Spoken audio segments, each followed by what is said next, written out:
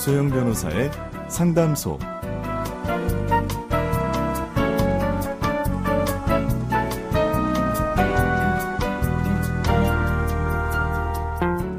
양소영 변호사의 상담소를 찾아주신 여러분 환영합니다. 양소영입니다.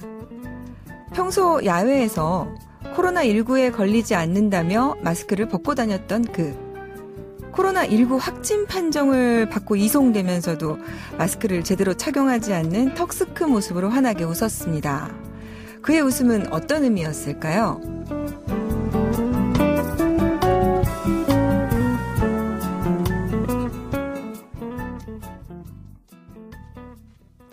법무법인 승인 양소영 변호사입니다. 오프닝에서 말씀드린 그는 바로 정강훈 목사죠. 정강훈 목사가 어떤 처벌을 받게 될지 한번 법률적으로 따져보려고 합니다. 최근 구속 상태로 재판에 넘겨진 이만희 신천지 총회장은 당국에 제출한 신도 명단을 의도적으로 빠뜨렸습니다. 그래서 감염병 관리법 위반과 공무집행 방해 혐의가 적용됐습니다. 그렇다면 정강훈 목사도 엉뚱한 신도 명단을 제출하고 허위 사실을 퍼뜨려 진단검사를 지연시키는 등 비슷한 혐의를 받고 있습니다. 그래서 정강훈 목사의 경우에도 이만희 신천지 총회장과 같은 혐의가 적용될 가능성이 매우 높습니다. 또한 자가격리 대상임을 통보를 받고도 광화문 집회에 참여한 사실이 드러나면 최근 개정된 감염병 예방법에 따르면요, 1년 이하 징역 또는 1천만 원 이하 벌금에 처해집니다. 방역당국 조치에 불응한 채 본인이 직접 다른 사람을 감염시켰다면 이건 미필적 고의에 의한 상해죄도 추가될 수 있습니다. 사실 상해에 그치기만 한다면 정말 다행인데요. 이로 인해서 치명적인 사망도 일어날 수 있기 때문에 굉장히 중한 사태라고 볼 수 있습니다. 또한 바이러스 테러와 같은 음모설을 퍼뜨려서 신도들의 진단검사를 막았어요. 그러면 이 부분은 교사 방조 혐의가 적용될 수 있습니다. 나아가서 서울시는 정강훈 목사와 사랑제일교회에 구상권을 적극 행사하겠다고 밝혔습니다.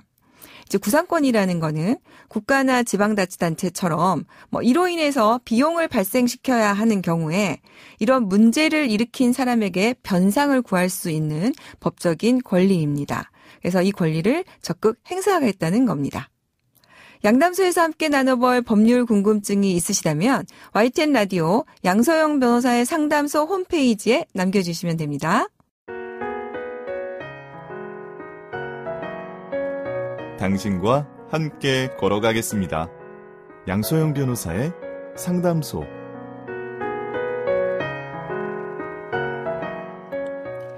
여러분 다 잘 아시죠? 프랑스 출신 외국인 방송인 이다도시 씨가요, 이혼 후 16년 동안 자녀의 양육비를 받지 못했다고 고백했습니다. 그동안 그녀에겐 무슨 일이 있었던 걸까요? 방송인 이다도시 씨와 한번 이야기 나눠보겠습니다. 안녕하세요. 네, 안녕하세요. 반갑습니다. 네, 잘 지내셨어요? 네, 네. 그럼요. 지금 프랑스에서 돌아오셔서 자가격리 중이라고 들었습니다. 맞아요. 그래서 열심히 개강 준비하고 있고요. 네. 그리고 책 번역도 확인하고 있고요. 여러 가지로 바빠요. 네. 이번에 16년 동안 양육비를 받지 못한 거를 공개하시면서 많은 분들이 너무 밝았던 모습이셨는데 이런 어려움이 있었구나 하면서 공감도 하고 이런 정말 이렇게까지 어려운 일인가 양육비를 받는 게 그렇게 많이들 생각하시는 것 같아요. 한번 내용을 좀 다시 얘기해 주실 수 있으실까요? 어떻게 뭐부터 얘기해야 될지 모르겠지만 역시 그냥 순서대로 얘기하면 간단할 것 같아요. 아시다시피 제가 이혼하게 된 지 10년 됐고요. 네. 그리고 5년 전부터 양육비 이행 관리 원적으로 도움을 받아서 네. 전 남편과 함께 소송 중이었거든요. 사실은 그동안 10년 동안 연락뿐만 아니라 네.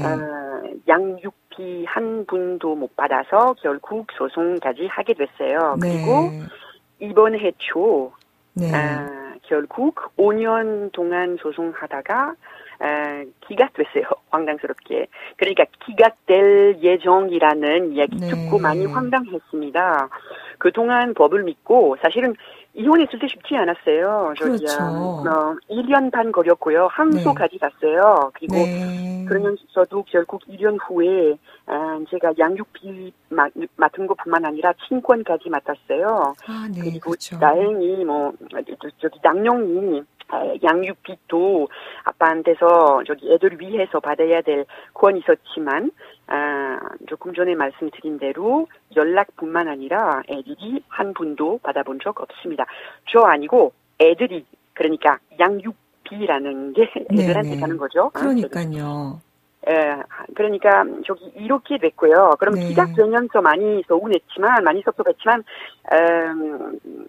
우리 사건 맡은 변호사님과 함께 얘기해 보니까 저뿐만 아니라 결국 대한민국에서 네. 이런 미지급 양육비 이행 법대로 뭐가 좀 소송하신 분들 70% 정도 저처럼 결국 기각되는 거예요, 사건이. 네, 못 받고 있습니다. 못 받고 있는 있고요. 사람들이 70%에 이르고요. 70%예요. 그래서 이렇게 미지급 양육비 때문에 고생하는 대한민국 애들이 100만 명 네. 있어요. 요즘 같은 경우에는 2020년에 한국에서. 맞습니다. 네. 그러니까 이렇게 심각한 상황 앞에서 맨 처음엔 이 사건 때문에 많이 섭섭했지만 이 심각한 상황 보니까 가만히 있을 수도 없었거든요. 네. 그러니까 그거 역시 아시다시피 요새 Bad Fathers 사이트 있잖아요. 네, 그래서 네. 그거 작년에 제가 책 쓰면서 발견하게 되었는데 아, 네. 맨 처음엔 역시 그런 것도 있구나. 책 속으로도 내용 담았어요. 너무 신기해서 어떻게 국민에 비해서 뭐가 좀 이런 식으로 법 제대로 진행되지 않아서 국민 대신 그러니까 나라법 대신 국민이 이렇게 한다는 게 보니까 황당했어요. 그래서 처음에는 이제 굳이 이렇게까지 국가 제도가 있는데 할 필요가 그렇죠. 있나 이렇게 생각을 하셨다는 거죠. 그렇죠. 처음에는. 저도 사실은 법대로 가려고 했죠. 그래서 2015년부터 양육비 이행관리원 네.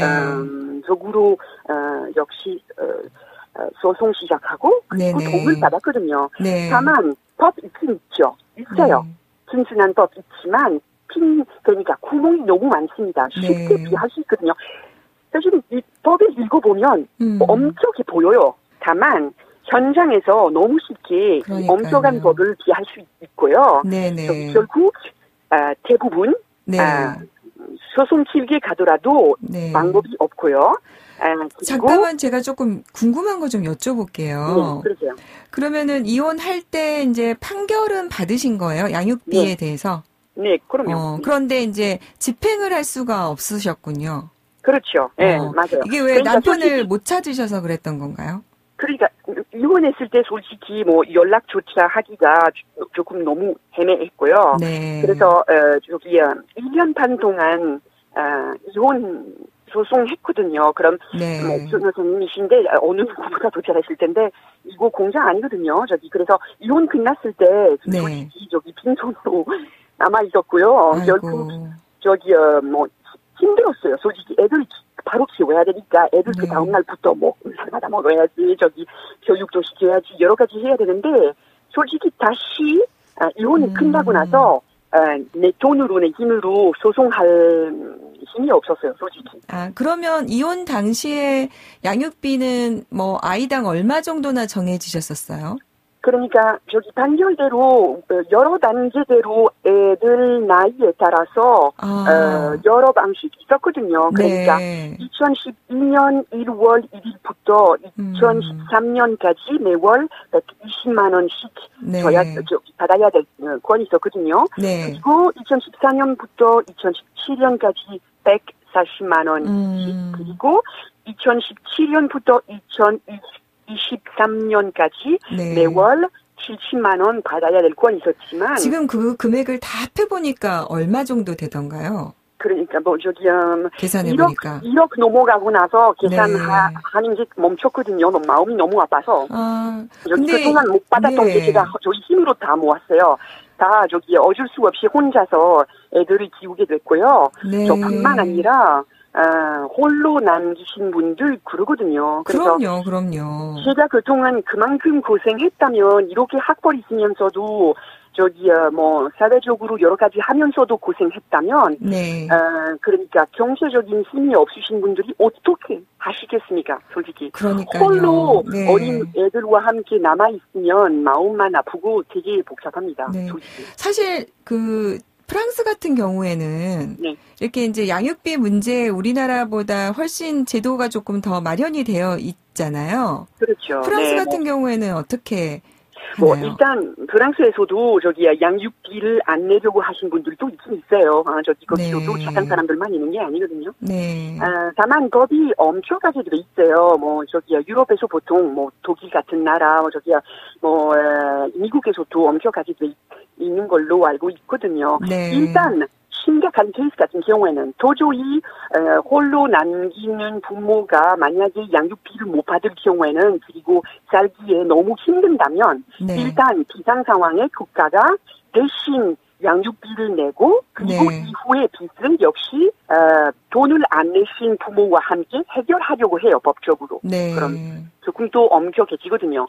다만 보통 케이스 같은 경우에는 일단 사회적으로 아무것도 할 수 없게 돼 있어요. 은행적으로도 압류돼 있고요. 네. 한국에서 미안하지만 경험이 있어서 그러는 건데 다른 이름으로 돈이 빼돌리면 다른 사람 명의로 돌려놓고 다른 사람 이름으로 이렇게 되면 집행을 아무것도 못하게. 할 수 없거든요. 그러니까요. 네. 그러니까 아직도 한국에서 왠지 이런 일이 진행되고 있고요. 네. 그래서 그러니까 배드파더스 사이트에 이름을 올리기까지가 사실은 이다도시 씨가 처음부터 이런 생각은 아닌데 너무 힘드니까 그렇게 결심을 하신 거잖아요.